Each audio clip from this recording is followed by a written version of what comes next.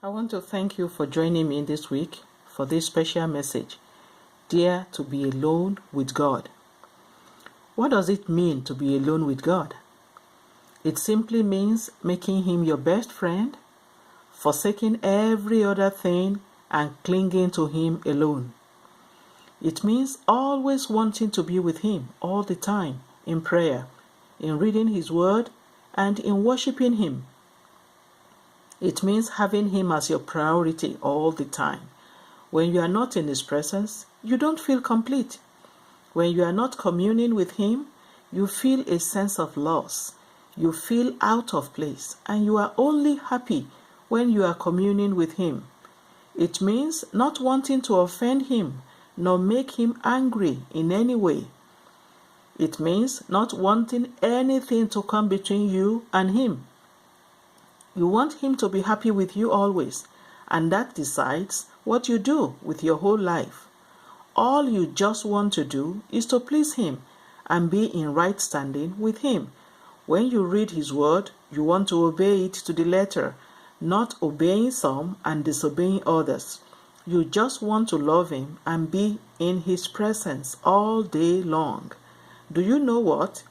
We are in the end times, and it is very easy to flow with the masses, to join the crowd and be distracted from what really matters. It is really not easy to be alone, to stand for the truth. It is far easier to join the crowd and be politically correct and not rock the boat, even when what the masses are gravitating towards are falsehood and not the truth. But because you don't want to be the odd one out, you also join them. That is why today we have so many follow Christians who don't know their right from their left. They are just following the crowd. If the crowd says, paint your hair red, they will paint it red. If the crowd says, put on bikini to church, they will be the first to put it on. They will not stop for a minute to ask if that is what He will want them to do. They will follow and push God aside, forgetting that you can only get to know God by being alone with Him. The Bible says in Daniel 11:32b, but the people that do know their God shall be strong and do exploits. No wonder we are no longer doing exploits, nor seeing exploits. How many of us know the God we are serving? If we know the God we are serving, we will be ready to do anything for Him, and we will always want to do things that will make Him to be happy with us. We wouldn't want Him to be angry with us at all. All we will want to do is to please Him. On the last day, when we meet face to face with Daniel, what are we going to tell him? Daniel dared to be alone with God, and he stood alone for God in his time. If you go through the book of Daniel, from chapter 1 to the end, there are some couple of lessons you will learn there.